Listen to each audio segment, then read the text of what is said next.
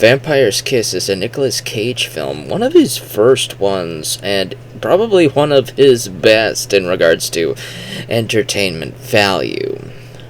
A sleek, outrageous dark comedy by the Los Angeles Times.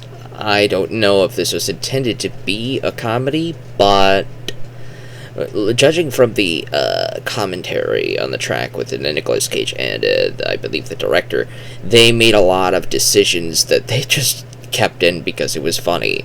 So maybe it was intended to be a dark comedy, or maybe it was intended to be something else entirely, but then everybody found it absolutely hilarious after watching it that they decided post-release to market it as a comedy instead, a lot like how The Room was marketed as a comedy after release, when it was more likely intended to be a serious thing. The Vampire's Kiss reminded me a lot of American Psycho with Patrick Bateman, and Patrick Bateman and Nicolas Cage's Peter Lowe have a lot in common in that they are high-class, yuppie-looking characters that spiral into madness throughout the film, though Patrick Bateman probably already begins the film crazy. Nicolas Cage begins the film somewhat crazy, but gets crazier as the story goes on. He mistreats pretty much everybody around him, and you begin to wonder halfway through the film what is real and what isn't. Is he actually some big shot businessman that we saw in the first half of the film, or is that just in his head? Is his girlfriend real? Is anything real going on in this film? It is a lot to think about. His overacting is very entertaining to be besides, but I was focusing more on what was real and what wasn't real to this narrative.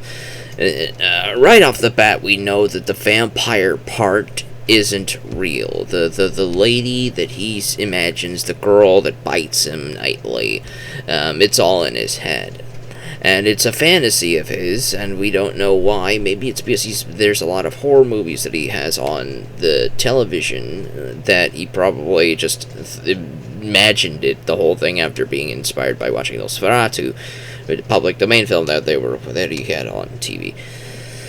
There is some good music in this as well, and it reminds you a little bit that vibe from the 1931 Dracula with Bela Lugosi.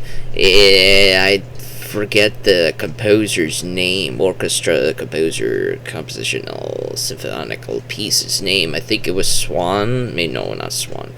I think it was a Tchaikovsky. I couldn't. It was one of those guys who has a name that's very popular, but it's not a name that I can remember off the top of my head. But it was a classical or romantical or it was one of those era piece musics. They just pulled it for the Dracula film, and it became the Dracula theme because they couldn't afford to a lot of stuff when they were making that movie. So, but whatever. The soundtrack to this sounds like an arrangement of that Dracula piece.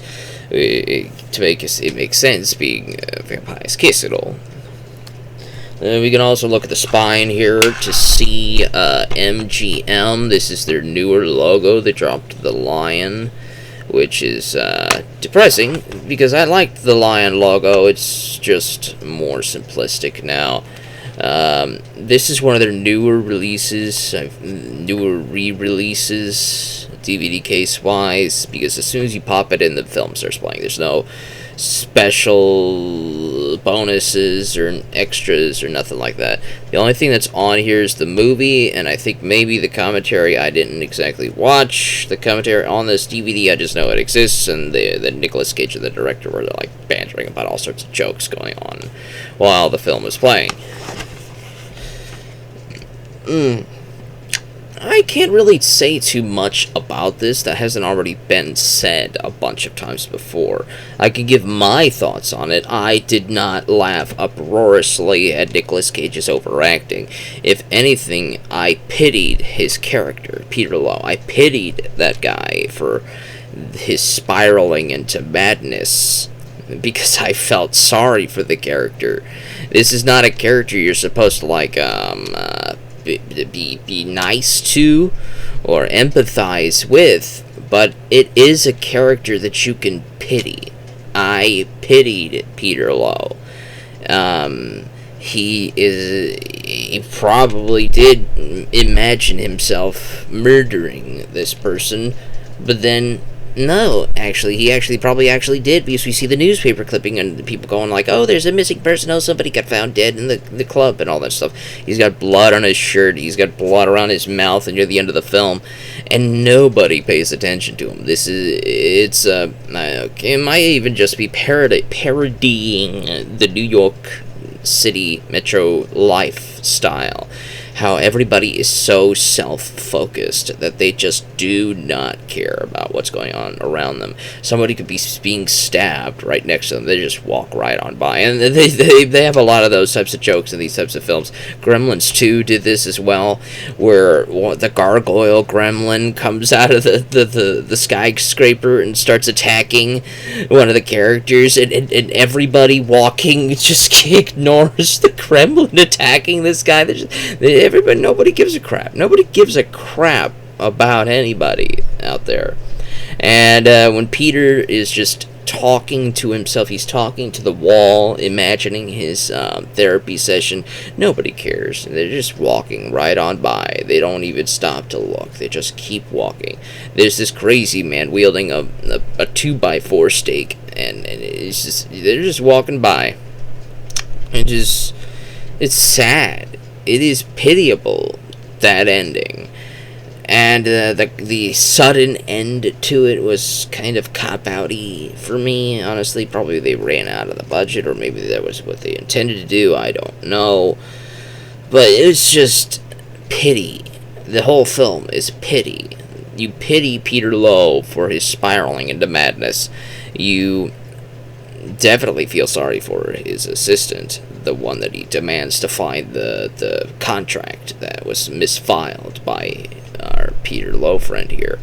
And the poor girl gets mistreated so horribly by the dude, and it's pretty pitiable there, for how he cannot take responsibility for misfiling the contract himself, that he puts it all on somebody else. It's like he cannot be held responsible for anything. He doesn't feel responsible for anything.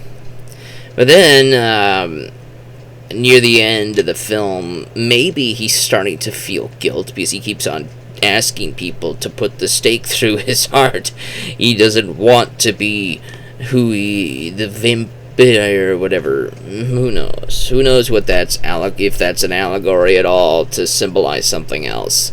I'm not going to look too deep into that, but overall, Vampire's Kiss is going to be a movie if you like B-movies, if you like low-budget schlock, if you like high-budget garbage. Just a movie that was intended to be something else that just fails incredibly. If you liked The Room, if you liked The Fanatic, if you liked The Wicker Man, then you naturally like, or will like, Vampire's Kiss. If you did not like The Room, if you did not like Wicker Man, if you did not like The Fanatic, and you don't care for those kinds of films, then you're not going to care about Vampire's Kiss. But yeah, that's it. That's all. I don't know how to end these things, so I'm just going to be clicking the end button right now.